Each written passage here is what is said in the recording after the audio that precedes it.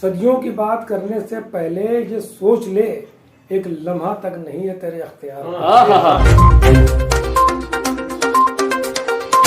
محترم ناظرین، السلام علیکم ورحمۃ اللہ وبرکاتہ۔ آئیے آج پھر ہم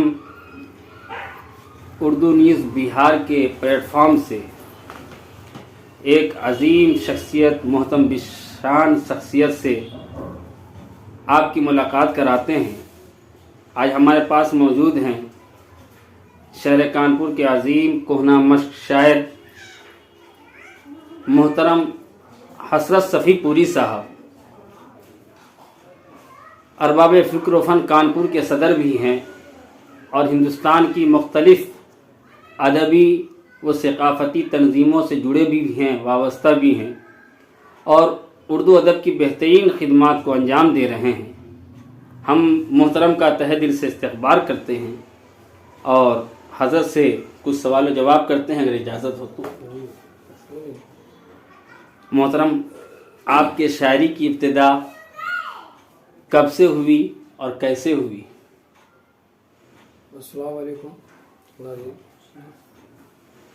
شاعری کی ابتدا تو میری بچپن سے ہی شوق رہا شاعری کا، اور کیونکہ اردو زبان گھر کی زبان تھی ہماری، شوق تھا اردو سے، شاعری کا شوق رہا اور اس طرح شاعری کی شروعات ہوئی اور قریب 90 کے آس پاس شروعات ہوئی ہے۔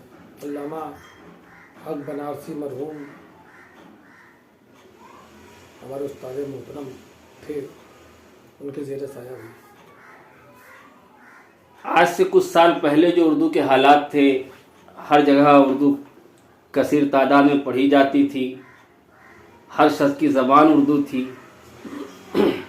20 سال پہلے کے حالات کچھ اور تھے اور آج کے حالات کو دیکھ کر کے بلکہ یہ کہا جا سکتا ہے کہ آج جو اردو کی زبوں حالی کے اسباب کیا ہیں، یہ میں آپ سے کچھ معلومات کرنا چاہتا ہوں، کچھ اس پر روشنی ڈالیں گے؟ اس کے اسباب میں اولین تو یہ ہے کہ ہماری اردو ادب سے دوری، اور کیونکہ آج کل جو ملازمت ہے وہ اردو سے تعلق نہیں رکھتی ہے، اس لیے ہمارے بچے بھی اردو کو سب سے آخر میں رکھتے ہیں، اور جو ہمارے اسکول کالج کی جو تعلیمات ہیں وہ بھی اردو اس میں ہے، شامل نہیں ہے۔ کچھ پالیسی بھی ایسی رہی ہیں جو اردو کو بہت دور کرتی ہیں ہم لوگوں سے، اس لیے اس کا تھوڑا پستی ہے اس میں۔ اردو زبان کا جو گراف جو ہے گرتا جا رہا ہے، ایسے موقع پہ اردو ادب کے فروغ کی بہت اہم ضرورت ہے، اور اردو ادب کے فروغ کے لیے آج کے دور میں کیا کیا جائے، آپ کی اس پر کیا رائے ہے؟ اردو کے لیے سب سے پہلے تو یہ ہے کہ ہم اپنے بچوں کو اسکول اگر جاتے ہیں یا ابھی نہیں جا رہے ہیں تو سب سے پہلے ان کو اردو کی اور عربی کی تعلیم تو ہم دیتے ہی ہیں، دونوں میں تعلیم دیں، اور کوشش یہ کریں کہ ان کا ہمارے گھر میں اردو کا ماحول رہے، ہم اردو بولیں، اردو سیکھیں، اردو سکھائیں۔ جی، اس کی بہت سخت ضرورت ہے، ورنہ آنے والے کچھ سالوں میں شاید اردو کا اور بھی اس سے بھی زیادہ برا حال ہو سکتا ہے اگر ہم نے اس پر غور نہیں کیا۔ تو ہمارا فرض یہ ہے کہ ہم اردو کو زندہ رکھنا چاہتے ہیں تو ہمیں اردو کو خود سیکھنا ہے، سکھانا ہے، اور ہو سکے تو جو اخبارات اردو کے آتے ہیں یا رسائل آتے ہیں ان کو خریدیں، ان کو بھی ہم خرید کر کے ان کو تھوڑا بڑھاوا دیں اس کو۔ جی، جب بچے ابتدائی سے نہیں اردو پڑھیں گے تو آگے انٹر کالج میں یا کیا بولتے ہیں یونیورسٹی میں کیا تعلیم لیں گے؟ یہی نہیں لے سکتے بھائی، کیسے لیں؟ وہ جانتے نہیں اردو کے بارے میں۔ آج ہمارے حالات یہ ہیں کہ اردو سے بالکل ناآشنا ہے، ہمارے بچے ناآشنا ہے، ان کو مطلب لفظ نہیں جانتے اردو کے کیا ہے، ان کے تلفظ برابر نہیں ہے اردو کے، حالات یہ ہو چکے ہیں، تو اس پہ غور کرنا ہے۔ بہرحال یہ آج کے پرآشوب حالات کے پیش نظر قوم و ملت کو آپ کچھ پیغام دینا چاہتے ہیں تو سب سے بہتر تو یہ ہے، سب سے پہلی بات تو ہمیں اتحاد قائم کرنا ہے، کسی بھی حال میں اتحاد قائم کرنا سب سے بڑی ضرورت ہے اس وقت ملت کے لیے، اور ساتھ میں اردو کو ساتھ رکھنا ہے، اردو ادب سے واقفیت بہت ضروری ہے، اور اگر ہم ایسا نہیں کریں گے تو ہم بہرحال بہت بڑا نقصان کر رہے ہیں اپنا اور قوم کا۔ میں چاہتا ہوں کہ اس اہم موقع پر آپ اپنے کچھ اشعار سے ناظرین کے قلوب کو منور مجلہ فرمائیں۔ کیوں نہیں، سماعت فرمائیں۔ جی عطا ہو، عطا ہو۔ دیکھیں کہ یہ مسئلہ یوں ہے، ہم باشعور ہو کے رہے انتشار میں، ہم باشعور ہو کے رہے، ہم باشعور ہو کے رہے، یہ بھی اب جو بات کر رہے ہیں ملت کی، اسی ملت کا یہ جی عطا ہو، عطا ہو۔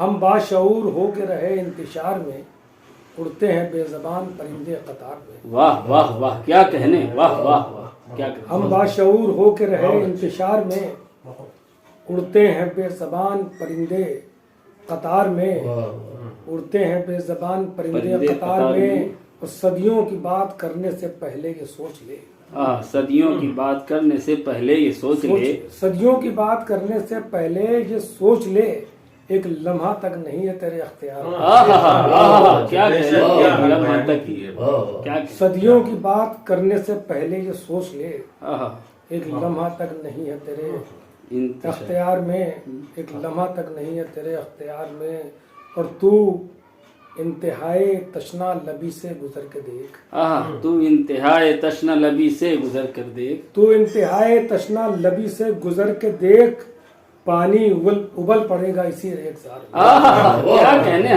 کیا کہنے، پانی ابل پڑے گا اسی لیے، تو انتہائی تشنا لبی سے گزر کے دیکھ، پانی پانی ابل پڑے گا اسی ریگزار میں۔ ایک شعر سماعت فرما لے، عطا ہو، عطا ہو۔ پانی ابل پڑے گا اسی ریگزار میں، اور وہ جس نے ابرہا کا تکبر مٹا دیا، وہ جس نے ابرہا کا تکبر مٹا دیا، وہ جس نے ابرہا کا تکبر مٹا دیا، ایسا یقین ہے کہیں اپنی پکار میں۔ واہ واہ واہ واہ، کیا کہتے ہیں۔ وہ جس نے ابرہا کا تکبر مٹا دیا، ایسا یقین ہے کہیں اپنی پکار میں، ہم باشعور ہو کے رہے انتشار میں، اڑتے ہیں بے زبان پرندے قطار میں۔ اور دو چار شعر اور سماعت فرمائیں۔ جی عطا ہو، عطا ہو۔